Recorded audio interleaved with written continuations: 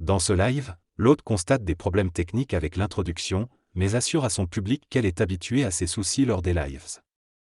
Elle souhaite la bienvenue à tous les spectateurs connectés et demande à ceux présents de signaler leur présence.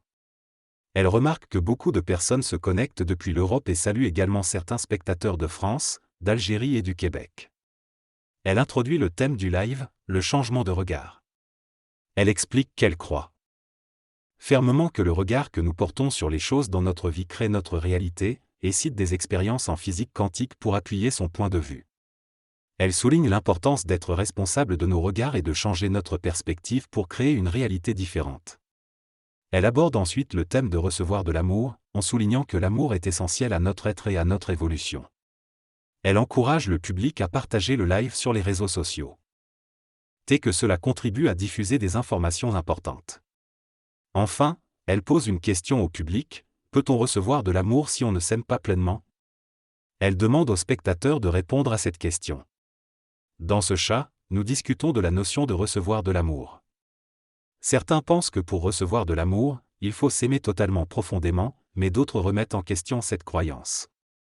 L'idée est de changer notre regard sur cette croyance largement propagée par la croissance personnelle et le mouvement du nouvel âge. Il est important de s'aimer, mais cela ne suffit pas pour recevoir de l'amour. Il faut également être ouvert et réceptif à l'amour.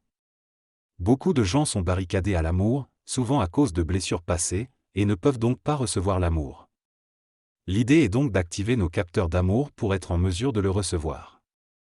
Il est possible d'aimer beaucoup soi-même, mais si on ne sait pas recevoir l'amour ou si on a peur de souffrir à nouveau, cela devient difficile. Cela remet en question l'idée que l'amour de soi est la condition préalable pour recevoir de l'amour.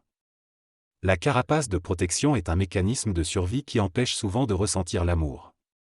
Cette carapace peut provenir de notre enfance et des blocages émotionnels que nous avons accumulés tout au long de notre vie. Cela peut également être lié aux croyances négatives associées à l'amour, qui peuvent être perçues comme une source de souffrance plutôt que de bonheur. Pour ouvrir notre cœur à l'amour, il est important de commencer par s'aimer soi-même. Cela signifie reconnaître nos sentiments, nous les nommer et nous accepter tels que nous sommes. Cependant, il ne suffit pas de s'aimer pour recevoir de l'amour des autres. Il est essentiel de conscientiser que la croyance selon laquelle nous devons nous aimer parfaitement pour recevoir de l'amour est erronée. Enlever la culpabilité associée à ne pas recevoir d'amour est également primordial. La clé pour recevoir de l'amour est donc de s'ouvrir à celui-ci. Il est important d'accepter que nous méritons d'être aimés et de se laisser toucher par les interactions avec les autres. C'est dans ces interactions que nous pouvons apprendre à nous aimer. Recevoir de l'amour et accepter que nous le méritons nous permet de grandir et de développer un amour de soi solide. L'amour est un processus qui nécessite une interaction avec les autres plutôt qu'un simple acte individuel. Dans ce passage, l'auteur réfléchit à l'importance de recevoir et donner de l'amour.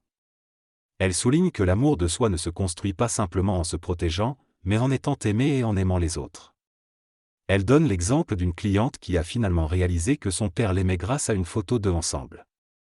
Elle mentionne également l'importance des animaux de compagnie et des interactions bienveillantes avec des inconnus. Elle encourage les lecteurs à ouvrir leur capteur d'amour et à se permettre de recevoir de l'amour. L'auteur remet également en question l'idée selon laquelle l'amour de soi doit être la priorité absolue, soulignant que l'amour des autres peut amplifier l'amour de soi. Elle exprime son désaccord avec les règles strictes autour de l'amour de soi et encourage au changement de regard pour pouvoir recevoir l'amour des autres.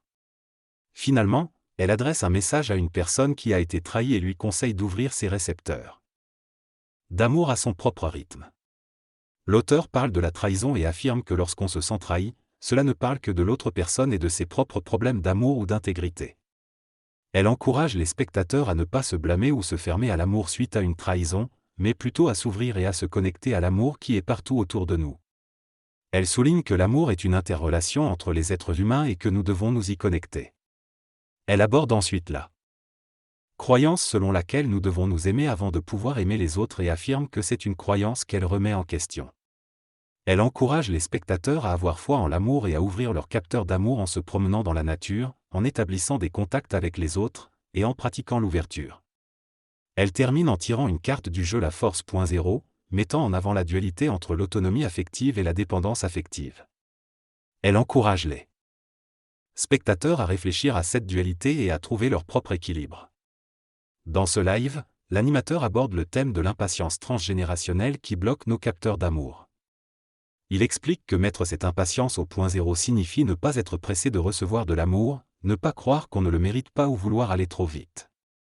Il insiste sur le fait que nous sommes des puissants créateurs et que nous devons nous concentrer sur nous-mêmes et ouvrir nos capteurs d'amour pour créer la réalité que nous souhaitons. Il présente ensuite une phrase écrite par une participante, qui exprime l'intention de mettre au point zéro les mémoires transgénérationnelles d'impatience face à recevoir de l'amour. Cette phrase sera utilisée dans les prochaines semaines pour soutenir ce processus. Il souligne enfin que cette pratique doit être régulière pour obtenir des résultats durables. Dans cette rencontre avant Noël, il est question de créer une intention magnétique pour attirer l'amour pendant cette période parfois difficile pour certaines personnes.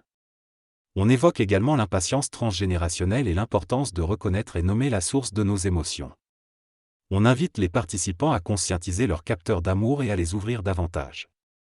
On souligne que la vulnérabilité et la douceur envers soi-même sont importantes dans ce processus.